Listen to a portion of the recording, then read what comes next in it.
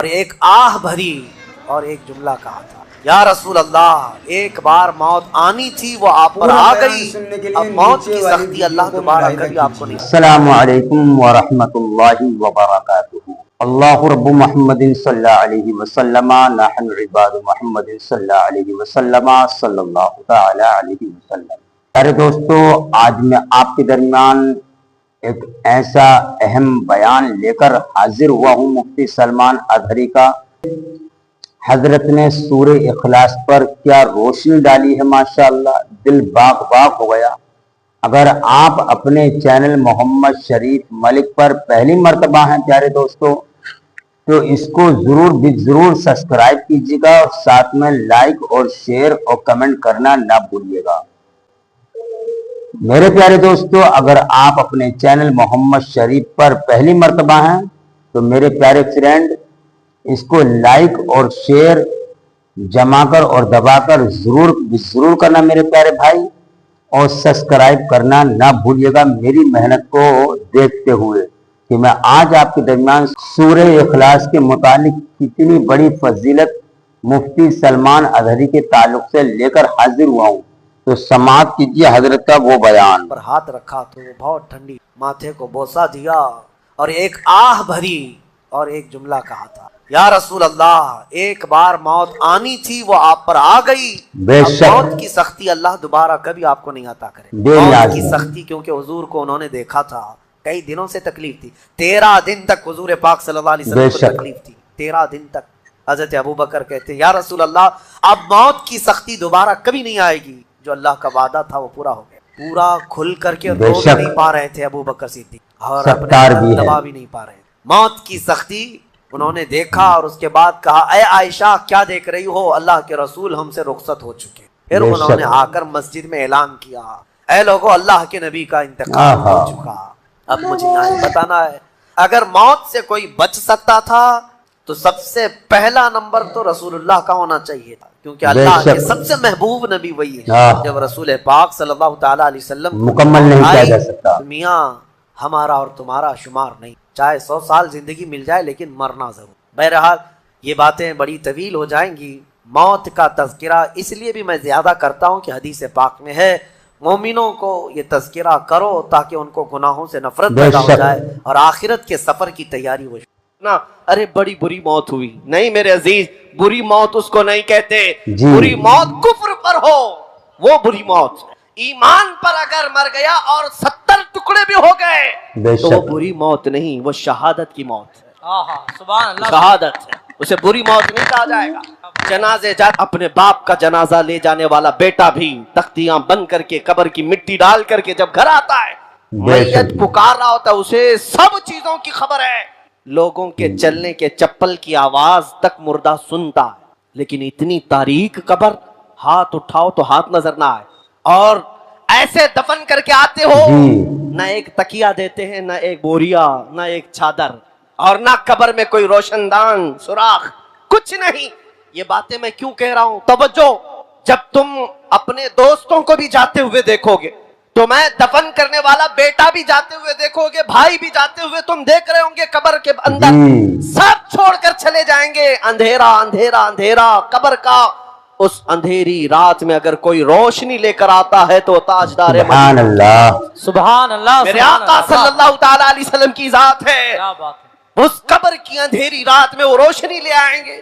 اور میرے عزیزو، جب تمہیں پتا ہے کہ قبر میں ہمیں ان کی ضرورت ہے، حشر میں ان کی ضرورت ہے، تو پھر سن لو اعلیٰ حضرت کیا کہتے ہیں، آج لے ان کی پناہ، آج مدد مانگ ان سے، آج لے ان کی پناہ، آج مدد مانگ ان سے، کل نہ مانیں گے قیامت میں اگر مان گیا۔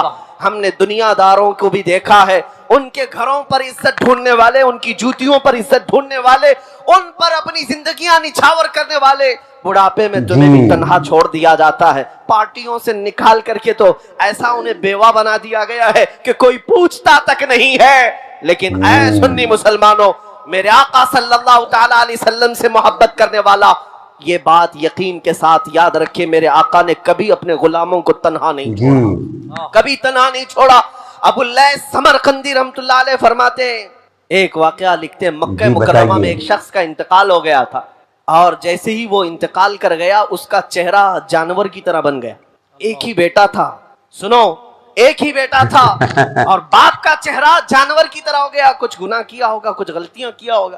اب بیٹے نے جب باپ کا چہرہ بگڑتا ہوا دیکھا, فوراً دروازہ گھر کا بند کر دیا اور دیکھ کر کے میت کو ڈر لگنے لگا کہ اب لوگوں کو دیدار کراؤ, جنازہ اٹھاؤں گا, لوگ تو دیکھنے آئیں گے, دفن کیسے کروں. گھر کی عورتوں کو سب کو سمجھا بجھا کر بٹھا دیا اور کہا اب میں اعلان نہیں کروں گا, باہر دفن کرنے نہیں لے جاؤں گا, گھر کے اندر ہی گڑھا کھود کر اپنے باپ کو یہیں دفن کر دیتا ہوں تاکہ کسی کو پتہ ہی نہ چلے, ورنہ بے عزتی ہو جائے گی, بڑی ذلت اٹھانی پڑے گی.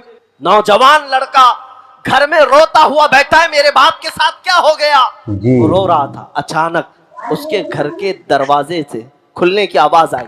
اچانک دروازہ کھلا, ایک بزرگ گھر کے اندر آئے.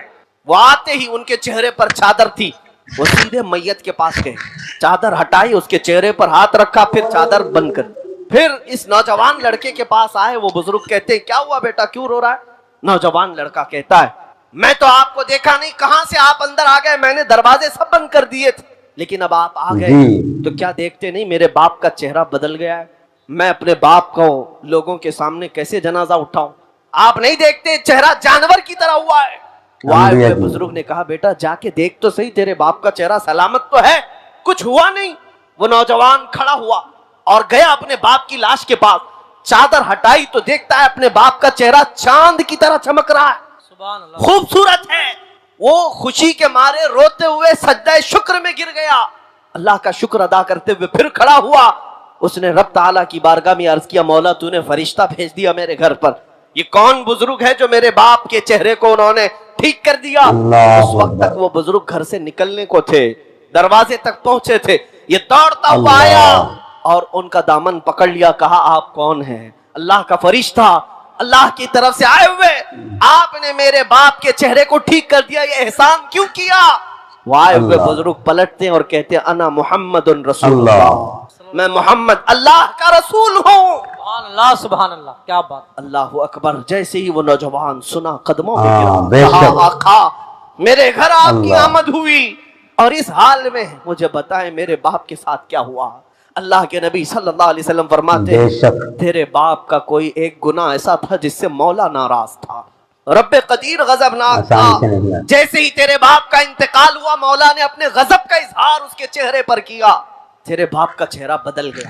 لیکن اے نوجوان, تیرے باپ کی ایک اچھائی تھی, ایک اچھائی یہ تھی کہ تیرا باپ اس وقت تک بستر پر سوتا نہیں تھا جب تک 100 مرتبہ مجھ پر درود نہیں پڑتا تھا. کیا بات ہے, واہ واہ واہ. حضور فرماتے ہیں روزانہ اس کی عادت تھی, گناہ ہوں گے لیکن اپنے نبی کو یاد کیے بغیر سوتا نہیں تھا. جو فرشتہ اس کے درود مجھ تک پہنچاتا تھا, آج وہ فرشتہ آ کر کہنے لگا غضب ہو گیا رسول اللہ, آپ پر درود پڑھنے والا وہ بندہ آج مر گیا لیکن مولا کے جلال کا شکار ہوا, اللہ کے غضب کا شکار ہوا ہے. اگر آقا آپ اس پر رحم نہ کریں گے تو دنیا بعد میں تانا دے گی. درود پڑھنے والے کا چہرہ ہی سلامت نہیں رہا تو کس کا سلامت رہے گا. میرے آقا فرماتے ہیں میں اپنی قبر سے اٹھ کر کے آیا اور تیرے باپ کے چہرے کو دیکھا تو بگڑا ہوا تھا, میں نے ہاتھ رکھا, اللہ کی بارگاہ میں سفارش کی, مولا یہ وہ چہرہ ہے جو مجھے یاد کیا کرتا تھا. رب قدیر نے فرمایا محبوب اپنا ہاتھ اٹھاؤ, ہم تمہاری سفارش پر تمہارے غلام کے چہرے کو چاند سی شباہت دیں گے. سبحان اللہ, سبحان اللہ, خوبصورتی عطا کریں گے. اللہ تبارک و تعالیٰ نے اس بندے کو میرے آقا کی سفارش پر پھر سے وہ حسن و جمال عطا کیا. میں یہ بات جب پڑھتا ہوں آنکھیں بھیگ جاتی ہیں, اسی لیے پھر بریلی کے امام کی بات یاد آتی ہے, جو نہ بھولا ہم غریبوں کو رضا, جو نہ بھولا ہم غریبوں کو رضا, یاد اس کی اپنی عادت کیجئے. اے مسلمانوں میں آج پھر سے تمہیں قریب لا کر کے کہتا ہوں ادھر ادھر مت دیکھو. اگر تمہارے دردوں کو کوئی آج سمجھنے والا ہے, تمہارے غموں کو اور تمہارے تمہارے غم کی بالکل۔ داستان کو کوئی اگر سننے والا ہے تو وہ میرے آقا کی ذات ہے، وہ تاجدار مدینہ کی ذات ہے۔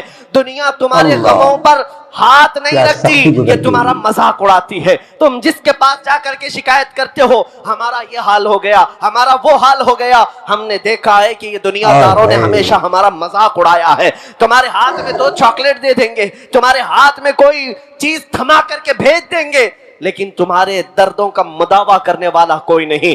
اگر کوئی ہے سچی محبت تم سے کرنے والا، وہ آمنہ کا لال ہے، وہ میرے مصطفیٰ کی ذات ہے۔